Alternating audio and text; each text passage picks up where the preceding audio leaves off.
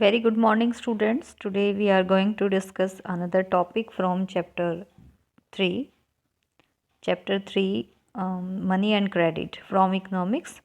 Previous video में हमने study किया था टर्म्स ऑफ क्रेडिट, यानी कि जो क्रेडिट की टर्म्स हैं वो क्या होती हैं। हम क्रेडिट जहाँ से लेते हैं, लोन हम जहाँ से लेते हैं, तो कौन कौन सी टर्म्स होती हैं जिनको हमें फॉलो करना होता है, तो वो हमने प्रीवियस वीडियो में क्लियर किया था। आज हम जो टॉपिक आज हम स्टडी करेंगे वो है वैरायटी ऑफ क्रेडिट अरेंजमेंट, यानी कि जो क्रेडिट अरेंजमेंट मीन्स क्या होता है कि जो ऋण या लोन है उसकी अरेंजमेंट हम कहाँ से करते हैं, कौन कौन सी वैरायटी है या कौन कौन से ऐसे एरियाज़ हैं जहाँ से हम क्रेडिट की अरेंजमेंट करते हैं।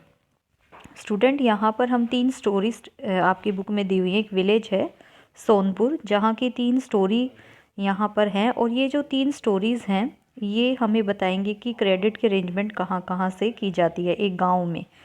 तो मैं जैसा कि मैंने आपको पहले ही बता दिया था कि ये चैप्टर है जिसमें कि इनडायरेक्टली क्वेश्चन पूछ लिए जाते हैं, कोई स्टोरी बेस्ड क्वेश्चन पूछ लिया जाता है। आंसर बहुत ही सिंपल सा होता है, लेकिन ये जो नेम है, जो स्टोरी में नेम दिए होते हैं, उनके बेस पर वो क्वेश्चन पूछ लिया जाता है। तो यहाँ पर जो फर्स्ट स्टोरी हम स्टडी करेंगे, श्यामलाल। श्यामलाल जो है एक स्मॉल फार्मर है। उसके बाद एक स्टोरी है यहाँ पर अरुण। अरुण जो है एक सुपरवाइजिंग वर्क है उसका, करता है वो अरुण फार्म लेबर में। एक फार्म लेबर है जो वहाँ पर एक सुपरवाइजिंग वर्क उसका काम है, मतलब वो काफ़ी सारे जो लेबर हैं उनके काम को सुपरविज़न देता है एक तरह से। और एक है यहाँ पे जो रमा। रमा एक बहुत ही गरीब एग्रीकल्चरल लेबर है जिसकी हम स्टडी करेंगे। तो ये जो तीनों ही यहाँ पर दिए हुए हैं स्टोरी में नेम, श्यामलाल, अरुण और रमा, ये इन तीनों की स्टोरी हमें ये बताती है कि ये कहाँ कहाँ से क्रेडिट के अरेंजमेंट करते हैं। तो उन अरेंजमेंट्स के थ्रू हम समझेंगे कि क्रेडिट हम कहाँ कहाँ से ले सकते हैं और किस जगह से क्रेडिट लेने का क्या हमारा पॉजिटिव एस्पेक्ट रहता है और क्या नेगेटिव एस्पेक्ट रहता है। तो सबसे पहले हम श्यामलाल की स्टोरी स्टडी करते हैं। देखिए, श्यामलाल जो है उसके पास बहुत ही कम मतलब लैंड एरिया है, 1.5 एकर्स ज़मीन है उसके पास। उसके बाद क्या है कि वो इसमें जो भी काम करता है, जो भी इनपुट्स यूज़ किए जाते हैं खेती में, तो वो जो विलेज मनी लैंडर है, वहाँ का जो मनी लैंडर है, उससे वो 5% रेट ऑफ इंटरेस्ट पे मनी जो है उससे लेता है, क्रेडिट लेता है यानी। और उसके बाद क्या है कि उसके बाद वो थोड़ा चेंज कर देता है उसको। फिर वो एक एग्रीकल्चरल ट्रेडर है वहाँ पर उसी गांव में, वो 3% यानी 3% रेट ऑफ इंटरेस्ट दे रहा है, तो वो फिर उससे जो है क्रेडिट लेना शुरू कर देता है। लेकिन उसके साथ कुछ प्रोमिसेस या कुछ कंडीशन जुड़े हुए होते हैं। क्या कंडीशंस होते हैं? At the beginning of the cropping season the trader supplies the farm inputs on credit. मतलब जैसे ही क्रॉपिंग सीजन होगा तो जो ट्रेडर है जिससे उसने 3% पे क्रेडिट लिया है, वो क्या करेगा, जितने भी एग्रीकल्चरल इनपुट्स हैं, जो भी उसमें चीज़ें यूज़ होंगी, वो उसको प्रोवाइड कराएगा श्यामलाल को, is to be repaid when the crops are ready for harvest. और उसको वो रीपे करनी होगी जब जो उसकी हार्वेस्ट है, जो क्रॉप है, हार्वेस्टिंग टाइम पे, मतलब जब उसकी फसल जो है पक जाएगी तो उसको रीपे करना पड़ेगा। एक तो ये कंडीशन रखी हुई है। दूसरा क्या, beside the interest charge on the loan the trader also make the farmers promise to sell the crop to him. तो जैसे ही वो क्योंकि वो कम रेट ऑफ इंटरेस्ट पे थोड़ा दे रहा है, तो जो रेट ऑफ इंटरेस्ट पे जो लोन लिया है उस पर जो एग्रीकल्चरल ट्रेडर है उससे एक प्रॉमिस लेता है कि जो उसकी क्रॉप है वो उसी को सेल करेगा, किसी और बाहर वो सेल नहीं करेगा। इससे क्या होगा कि जो ट्रेडर है, देखिए जब क्रॉपिंग टाइम आता है तो जो क्रॉप होती है वो उसके प्राइस थोड़े कम होते हैं, तो वो ट्रेडर उसे कम प्राइस में जो क्रॉप है वो ले लेगा और उसको फिर सरप्लस में वो उसको सेल करेगा मार्केट में, तो उसका डबल प्रॉफिट यहाँ पे वो गेन कर रहा है। लेकिन जो श्यामलाल एक छोटा स्मॉल फार्मर है, उसको किस तरीके से जो रेट ऑफ इंटरेस्ट पे करके लोन लेना पड़ रहा है, तो उसको एक बहुत ही मिनिमम अमाउंट जो है बचता है, और बचता है भी, नहीं भी बचता है कई बार। तो इस तरह की सिचुएशन यहाँ पे है। इस तरह की जो क्रेडिट की ये वैरायटी है। यहाँ पर अरुण जो है, अरुण मैंने आपको बता दिया कि सुपरवाइजिंग वर्क है उसका, वो एक सुपरवाइज़र है। तो अरुण हैज़, उसके पास खुद की भी काफ़ी लैंड है, 7 acres of land. He is one of the few person in Sonpur to receive bank loan. ये जो बैंक ये लोन ले रहा है, ये कहाँ से ले रहा है? बैंक से। और बैंक की जो लोन में स्टूडेंट काफ़ी सारी कंडीशंस हैं कि उसको 3 इयर्स के बाद मतलब वो पे करना है। उसको ये नहीं है कि आप हार्वेस्टिंग, जैसे ही कोई हार्वेस्टिंग टाइम होगा तो आपको पे करना होगा वो लोन, ऐसा नहीं है। तो और 8.5% उसकी जो है रेट ऑफ इंटरेस्ट है यहाँ पर। तो Arun plans to repay the loan after harvest by selling a part of the crop. तो अरुण क्या करता है, वो अपना जो हार्वेस्ट के बाद जो कुछ पार्ट है क्रॉप का वो सेल कर देता है। He then intend to store the rest of the potatoes, क्योंकि वो पोटैटोज़ की खेती कर रहे हैं वहाँ पर, तो बाकी का जो पार्ट है उसको वो जो स्टोरेज होते हैं, जो कोल्ड स्टोरेज होते हैं वहाँ पर स्टोर कर देता है। और उसके बाद जब प्राइस काफ़ी अच्छा होता है तो वो उसको सेल करता है। तो यहाँ पर अरुण प्रॉफिट गेन कर रहा है, लेकिन लोन कौन सा यूज़ किया उसने? बैंक के थ्रू जो लोन है, क्योंकि उसके ऊपर प्रेशर नहीं है इस चीज़ का कि उसको सडनली जो है वो रीपे करना है कुछ, और कंडीशन भी जो है वो सूटेबल है उसके लिए कि वो उनको क्लियर कर सकता है। थर्ड, यहाँ पे रमा का एग्जाम्पल दिया हुआ है। देखिए, Rama is working in a neighbouring field. She works as an agriculture labour. वो एक मज़दूर का काम करती है वहाँ पर। और there are several months in the year when Rama has no work. बहुत सारे ऐसे महीने होते हैं जब रमा के पास कोई काम नहीं होता। But she needs credit to meet the daily expenses. लेकिन उसके जो डेली एक्सपेंसेस होते हैं उनको खर्च करने के लिए उसको क्रेडिट की ज़रूरत होती है। सो अगर घर में सडनली कोई इलनेस आ जाती है, कोई बीमारी आ जाती है, तो भी उसको क्रेडिट की ज़रूरत पड़ती है यहाँ पर। So Rama has to depend on her employer a medium land owner in Sonpur. Sonpur में जो लैंड ओनर है, एक छोटे से लैंड ओनर है, तो उनके ऊपर उसको डिपेंड होना पड़ता है, क्योंकि वो वहीं से जो है क्रेडिट लेती है उससे। Rama repay the money by working for the land owner. और रमा इसके लिए क्या करती है कि वो काम करती है उसके खेतों में, उसको रीपे करती है। Most of the time Rama has to take a fresh loan. कई बार ऐसा होता है कि रमा को कोई फ्रेश लोन लेना होता है। और फ्रेश लोन किस लिए लेना होता है? Before the previous loan has been repaid, मतलब उसको प्रीवियस लोन को रीपे करने के लिए कई बार फ्रेश लोन लेना पड़ता है, या उसको बहुत नीड होती है फ्रेश लोन लेने की जब तक कि उसने अपना प्रीवियस लोन भी रीपे नहीं किया हुआ होता। At present she owes the land owner ₹5,000। उसने अभी जैसे 5,000 रुपीज़ वहाँ से लिए हैं। दो the land owner does not treat her well. और लैंड ओनर उसके साथ अच्छा व्यवहार नहीं करता और कंटिन्यूसली उससे जो है वहाँ पर काम लेता है। लेकिन रमा के पास और कोई सोर्स नहीं है क्रेडिट लेने का, सो उस पर उसको डिपेंड रहना पड़ता है। तो यहाँ पर स्टूडेंट हमने ये तीनों स्टोरी जो है स्टडी की हैं। श्यामलाल की स्टोरी हमें क्या बताती है? यही बताती है कि जो स्मॉल फार्मर होते हैं उनको भी क्रेडिट पे डिपेंड रहना पड़ता है और बहुत ही कम अमाउंट में उनकी सेविंग होती है। अरुण के केस में हमने स्टडी किया कि बैंक के थ्रू लोन लेना काफ़ी सही रहता है और उससे काफ़ी आपकी सेविंग होती है। लेकिन यहाँ पर अरुण के कंटेक्स्ट में अगर हम देखें तो उसके पास खुद से भी काफ़ी अच्छा उसके पास लैंड है, तो इस वजह से भी हम देखते हैं कि उसकी सिचुएशन काफ़ी बेटर है। और रमा जो है उनकी सिचुएशन काफ़ी क्रिटिकल है, क्योंकि उनके पास ना किसी तरह की लैंड है और ना किसी तरह का उनके पास अदर सोर्स है। तो स्टूडेंट इन तीनों स्टोरीज़ को हम एनालाइज करेंगे आगे। नेक्स्ट फोर्थ जो वैरायटी है यहाँ पर है लोन्स फ्रॉम कोऑपरेटिव्स। कोऑपरेटिव्स आपने सुना होगा, कोऑपरेटिव सोसाइटीज़ होती हैं विलेजेस में जो लोन प्रोवाइड करती हैं जो फार्मर्स होते हैं उनको। Besides banks the other major source of cheap credit in rural areas are the cooperative societies. Member of a cooperative pool their resources for cooperation in certain areas. There are several types of cooperative possible such as farmer cooperatives, weavers cooperatives, industrial workers cooperative। कई तरह की cooperative societies होती हैं जो loan provide कराती हैं, जिनमें viewers के लिए होती हैं, फार्मर्स के लिए होती हैं। कृषक cooperative function in a village not very far away from. तो ये जो कृषक कोऑपरेटिव फंक्शंस, ये जो इनके सोसाइटी है, मतलब एक तरह से ये ज़्यादा दूर नहीं है सोनपुर से, और इसके करीबन 2300 फार्मर्स जो उसके मेंबर्स हैं। और ये जो डिपॉजिट कराते हैं वहाँ पर, जो भी अपनी थोड़ी बहुत सेविंग डिपॉजिट कराते हैं, ये सोसाइटीज़ उनको एक्सेप्ट करती हैं, प्लस इसी डिपॉजिट्स को और मतलब एक कोलेट्रल के वे में उसको एक्सेप्ट करती हैं और इसी डिपॉजिट्स के थ्रू वो ये जो है लोन प्रोवाइड कराती हैं। These funds are use to provide loans to members. Once these loans are repaid another round of lending can take place. तो एक बार जैसे कोई लोन ले लेता है, फिर से उसको रीपेड कर देता है और देन वो नेक्स्ट लोन वहाँ से ले सकता है। कृषक cooperative provides loan for the purchase of कई तरह के काम के लिए ये लोन प्रोवाइड कराती हैं, जैसे एग्रीकल्चरल इम्प्लीमेंट्स आपको लेने हैं, लोन्स फॉर कल्टीवेशन लेना है and agricultural trade, fishery loans for construction of houses and for a variety of other expenses. तो इस तरह के जितने भी काम हैं वहाँ पर किसानों के, तो वो लोग कोऑपरेटिव सोसाइटीज़ से लोन ले सकते हैं। स्टूडेंट, हमने 4 वैरायटीज़ यहाँ पे देखी हैं लोन अरेंजमेंट की, कहाँ कहाँ से लोन अरेंजमेंट होता है गांव में।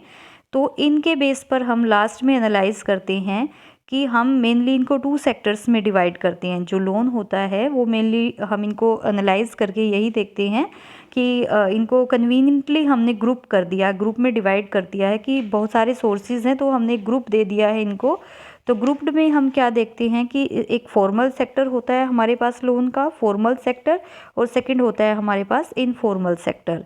Among the former are loans from banks and cooperatives. जैसे फॉर्मल सेक्टर्स में क्या क्या आता है, हमारे बैंक्स आते हैं और कोऑपरेटिव्स आते हैं। अब यहाँ पर हम जो पॉजिटिव एस्पेक्ट देखेंगे फॉर्मल सेक्टर के और नेगेटिव एस्पेक्ट भी साथ के साथ देखेंगे। तो क्वेश्चन यहाँ से बनता है हमेशा, यहाँ पे डिफरेंशिएट आ जाता है जो लोन अरेंजमेंट होता है वो फॉर्मल सेक्टर और इनफॉर्मल सेक्टर में। देखिए अब क्या क्या बेनिफिट है हमारे पास फॉर्मल सेक्टर्स के। द इनफॉर्मल लेंडर्स इंक्लूड, अब इनफॉर्मल सेक्टर में कौन कौन आता है, हमारे money lenders, traders, employers, relatives and friends. उसके बाद स्टूडेंट यहाँ पर ये ग्राफ में बहुत सारे सोर्सेज दिखाए हुए हैं जहाँ से लोन प्रोवाइड होता है, और यहाँ पर साथ के साथ ये रेट ऑफ इंटरेस्ट भी दिखाई गई है कि किस रेट ऑफ इंटरेस्ट के साथ आपको लोन प्रोवाइड होता है एक विलेज एरिया में। उसके बाद देखिए, you can see the various sources of credit to rural household in India, is more credit coming from the formal sector और द इनफॉर्मल। तो इससे हमें पता लगता है कि कहाँ से लोन ज़्यादा आ रहा है, फॉर्मल सेक्टर से लोन ज़्यादा आ रहा है या इनफॉर्मल सेक्टर से लोन ज़्यादा आ रहा है। तो हम देखते हैं कि यहाँ पर अगर देखा जाए तो गांव के एरिया में अगर देखते हैं तो इनफॉर्मल सेक्टर से लोन जो है वो ज़्यादा आता है। तो इसके पीछे भी काफ़ी सारे रीज़न होते हैं, क्योंकि फॉर्मल सेक्टर में क्या होता है, आपको कुछ न कुछ कोलेट्रियल एक सिक्योरिटी पर्पज़ से रखनी होती है और इतना ईजिली आपको वहाँ से क्योंकि जो डॉक्यूमेंटेशन, क्योंकि हमने जो टर्म्स स्टडी की थी उसमें जो डॉक्यूमेंटेशन से रिलेटेड वर्क था, यानी कि जो कागजी कार्रवाई जिसको बोलते हैं, वो भी बहुत ज़्यादा होती है, जो कि गांव के लोगों को इतनी अवेयरनेस नहीं होती। तो गांव के लोग ज़्यादातर इनफॉर्मल सेक्टर पे ज़्यादा डिपेंड करते हैं। नेक्स्ट देखिए, is more credit coming from the formal sector और द इनफॉर्मल सेक्टर। इससे पहले एक पॉइंट और स्टडी करते हैं।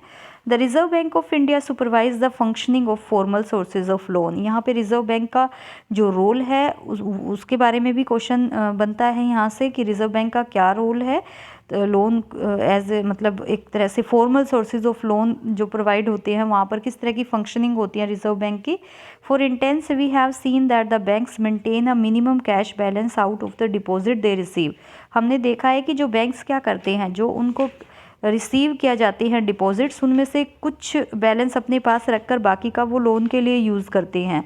तो इसको सुपरविज़न वर्क इसके ऊपर कौन करता है, वही the RBI monitors the bank in actually maintaining cash balance. तो RBI जो है वो हर तरीके की चीज़ों को मॉनिटर करता है, एक तरह से उसको देखता है कि कैश बैलेंस जो है उसको किस तरीके से मेंटेन किया जा रहा है। Similarly the RBI sees that the bank give loans not just to profit making. यहाँ पर जो RBI है वो सिर्फ अपने प्रॉफिट मेकिंग के लिए ही लोन प्रोवाइड नहीं कराता है, बल्कि जो कल्टीवेटर्स या स्मॉल स्केल इंडस्ट्रीज़ होती हैं या स्मॉल बोरोवर्स होते हैं, एक तरह से उनकी हेल्प भी की जाती है लोन्स के थ्रू, मतलब उसमें कंडीशंस वगैरह कुछ रिलैक्सेशन दिया जाता है। Periodically banks have to submit information to the RBI on how much they are lending. तो RBI जो है वो हर तरीके की इन्फॉर्मेशन रखता है, उसके पास सबमिट करानी होती है पीरियोडिकली बैंक्स को कि कितना जो है उन्होंने लोन दे दिया है, टू होम किसको दिया और किस रेट ऑफ इंटरेस्ट पे दिया है। यहाँ पर फॉर्मल सेक्टर के बेनिफिट यही होते हैं स्टूडेंट की जो आप लोन ले रहे हो उसमें एक सिक्योरिटी आपको फील होती है, जो एक रेट ऑफ इंटरेस्ट है वो फिक्स होती है। ऐसा नहीं होता जैसे अगर आप इनफॉर्मल सेक्टर से सपोज़ करो लोन ले रहे हो तो रेट ऑफ इंटरेस्ट वहाँ पे फ्लैक्चुएट होता है। तो अगर आपको बहुत ज़्यादा नीड है और सडनली आपको पैसा चाहिए होता है तो जो मनी लेंडर है या आपके रिलेटिव्स हैं अपनी मर्ज़ी से एक रेट ऑफ इंटरेस्ट वो डिसाइड करके आपको पैसा देते हैं। बट फॉर्मल सेक्टर में ऐसा नहीं होता, वहाँ पर जो रेट ऑफ इंटरेस्ट होता है वो सभी के लिए एक जैसा होता है। There is no organisation which supervises the credit activities of lenders in. यहाँ पे इनफॉर्मल सेक्टर के वही नेगेटिव एस्पेक्ट है कि किसी तरह का कोई सुपरविज़न वर्क नहीं होता वहाँ की क्रेडिट एक्टिविटीज़ पे। जो इनफॉर्मल सेक्टर है they can lend at whatever interest rate they. अभी मैंने आपको बता दिया है कि वो जो लोन देते हैं वो अपनी मर्जी का उनका रेट ऑफ इंटरेस्ट होता है। There is no one to stop them for using unfair means to get their money back. तो उनको कोई रोक भी नहीं सकता है, वो कोई भी अनफेयर मीन्स वो यूज़ कर लेते हैं अपने पैसे को वापस लेने के लिए। Compare to the formal lenders most of the informal lenders charge a much higher interest on loan. यही मैं आपको बता चुकी हूँ ये पहले कि अगर फॉर्मल सेक्टर से हम बात करते हैं जो रेट ऑफ इंटरेस्ट की, अगर इनफॉर्मल सेक्टर में देखें तो बोरोवर्स को ज़्यादा रेट ऑफ इंटरेस्ट पे करना होता है इनफॉर्मल सेक्टर में। Higher cost of borrowing means a larger part of the. अगर आपको एक बोरोवर है कोई, यानी कोई लोन ले रहा है, कोई क्रेडिट ले रहा है, अगर उसको अपनी अर्निंग का एक ज़्यादा पार्ट रीपे करना पड़ता है लोन के लिए तो उसके पास जो है सेविंग ना के बराबर रहती है। कई बार ऐसा होता है कि उसके पास बिल्कुल ही कोई सेविंग नहीं रहती, बिल्कुल इनकम जो है उसकी कम हो जाती है, जैसा कि हमने श्यामलाल के केस में देखा है सोनपुर में। In certain cases the high interest rate for borrowing can mean that the amount to be repaid is greater than the income of the borrower. कई बार ऐसा होता है रेट ऑफ इंटरेस्ट बहुत ज़्यादा होने के कारण जो अमाउंट देना है वो बहुत ज़्यादा हो जाता है इनकम से, और उसकी इनकम जो है वो बहुत कम होती है। This could lead to increasing डेप्ट। इससे जो होता है एक डेप्ट ट्रैप की सिचुएशन होती है, जैसे हमने रमा के केस में देखा है सोनपुर में कि उसके पास ऐसी कोई इनकम नहीं थी लेकिन उसको क्रेडिट लेना पड़ा, रेट ऑफ इंटरेस्ट बहुत ज़्यादा था तो वो एक डेप्ट ट्रैप में फंस गई है वहाँ पर। तो मैंने आपको पहले ही बता दिया था कि ये केसेस हम स्टडी करके इनको एनालाइज हम लास्ट में करेंगे। Also people who might wish to start an enterprise by borrowing may not do so because of the high cost of borrowing. कई बार ऐसा होता है कई व्यक्ति जो है हाई रेट ऑफ इंटरेस्ट की वजह से अपना काम भी शुरू करना नहीं चाहते, जो छोटे मोटे कोई काम करना चाहता है वो नहीं कर पाते। For these reasons banks and cooperative societies need to lend more. इसीलिए ज़रूरत इस चीज़ की है कि जो कोऑपरेटिव सोसाइटीज़ और बैंक हैं वो ज़्यादा से ज़्यादा लोन प्रोवाइड कराएं। This would lead to higher incomes and many people would then borrow cheaply for a variety of needs. तो इससे क्या होगा, बहुत सारे लोग जो है काम करेंगे क्योंकि उनको जो है जो लोन लेना है वो काफ़ी सस्ता पड़ेगा। They could grow crops. जो एग्रीकल्चरल अगर सेक्शन देखते हैं तो वो काम करना शुरू करेंगे, क्रॉप ग्रो करनी शुरू करेंगे। Do business set. काफ़ी सारी जो स्मॉल स्केल इंडस्ट्रीज़ होती हैं वो स्टार्ट करने का मौका मिलेगा लोगों को। They could setup new industries और ट्रेड इन गुड्स। और मतलब एक छोटी छोटी जो इंडस्ट्रीज़ हैं, नई इंडस्ट्रीज़ है वो दोबारा से सेटअप हो सकती हैं, जो व्यापार के लिए बहुत अच्छी चीज़ है। तो लास्ट में अगर हम देखें तो हम कह सकते हैं cheap and affordable credit is crucial for the country's development. तो कई बार यही जो स्टेटमेंट है इसी को देकर क्वेश्चन पूछ लिया जाता है कि इसको एनालाइज कीजिए। तो यहाँ पर फॉर्मल सेक्टर के हम जो पॉजिटिव एस्पेक्ट दिखा रहे हैं कि उसको ग्रो करना चाहिए, उसको डेवलप करना चाहिए, क्योंकि अगर एक सस्ता और अफोर्डेबल लोन लोगों को मिलेगा तो एक कंट्री की डेवलपमेंट में वो काफ़ी ज़्यादा फ़ायदेमंद होगा। नेक्स्ट स्टूडेंट, इसमें आप देखिए जो पॉइंट है इसमें कि जो लोन है, हमारे पास जो लोन होता है, हमने वैरायटी देखी है कि अरेंजमेंट देखी है। यहाँ पर हमने जैसे 3 केसेस हमने स्टडी किए हैं, लेकिन लास्ट में हम कंक्लूज़न में ये देखेंगे यहाँ पर कि रियल में फॉर्मल सेक्टर का यूज़ कौन कर रहा है, formal and informal sector who gets what, यानी कि कौन व्यक्ति रियल में है जो फॉर्मल सेक्टर का यूज़ कर रहा है। देखिए, अगर गरीब व्यक्ति फॉर्मल सेक्टर का यूज़ ज़्यादा करेगा तो ऑब्वियस है कि उसके ऊपर प्रेशर कम होगा और वो ज़्यादा मतलब अपनी लाइफ को अच्छा कर सकता है। लेकिन रियल में फॉर्मल सेक्टर का यूज़ कौन कर रहा है? बैंक से लोन कौन लेता है ज़्यादातर? कई क्वेश्चन हमारे सामने आते हैं। देखिए, बैंक से लोन लेने के लिए आपको क्या चाहिए होता है? आपको कोलेटरल चाहिए होती है, कोई ना कोई चीज़ गिरवी रखने के लिए। लेकिन जो एक बिल्कुल ही लेबरर है, जो एक लैंडलेस लेबरर है, जो एक मज़दूर का काम कर रहा है, उसके पास तो कोलेटरल रखने के लिए कुछ भी नहीं होता, ना उसके पास एजुकेशन है, ऐसा कोई जॉब उसके पास नहीं है। तो फिर फॉर्मल सेक्टर से लोन कौन लेता है? तो ऑब्वियस है कि फॉर्मल सेक्टर से, ये हम इस चार्ट के थ्रू समझते हैं ये सारा पॉइंट। यहाँ पर आप ग्राफ 2 देखेंगे। ग्राफ 2 में क्या दिखाया गया है कि जो फॉर्मल सेक्टर का यूज़ कौन कर रहा है। तो जो ब्लू कलर है वो इनफॉर्मल सेक्टर के लिए यूज़ हुआ है, जो ब्लू कलर है वो इनफॉर्मल सेक्टर के लिए यूज़ हुआ है, और जो पर्पल कलर है वो फॉर्मल सेक्टर के लिए यूज़ हुआ है। तो फर्स्ट जो हम ये सर्कल देखते हैं, इसमें देखते हैं कि 85% जो गरीब व्यक्ति हैं वो कहाँ पर डिपेंड करते हैं क्रेडिट लेने के लिए? इनफॉर्मल सेक्टर पे, और 15% सिर्फ वो फॉर्मल सेक्टर का यूज़ कर रहे हैं। अब जो थोड़े ठीक हाउस है, मतलब जिनका सिचुएशन थोड़ी ठीक है कंपैरेटिवली, जो पुअर हाउस होल्ड है उनसे, वो 53% इनफॉर्मल सेक्टर का यूज़ करते हैं और 47% फॉर्मल सेक्टर से क्रेडिट ले रहे हैं। वेल ऑफ हाउस होल्ड्स, जो थोड़े अच्छे घर हैं, जिनकी सिचुएशन काफ़ी अच्छी है, वो 72% यहाँ पर क्या यूज़ कर रहे हैं? फॉर्मल सेक्टर, और 28% क्या यूज़ कर रहे हैं? Informal sector. और स्टूडेंट यहाँ पे देखिए आप ये कि जो रिच हाउस होल्ड है, जो बहुत अमीर घर है, वो 90% फॉर्मल सेक्टर का यूज़ करते हैं। यानी जो जितना अमीर है उतना ही वो फॉर्मल सेक्टर के द्वारा जो दिया गया क्रेडिट है, लोन है, उसका यूज़ कर रहा है कंपैरेटिवली इनफॉर्मल सेक्टर।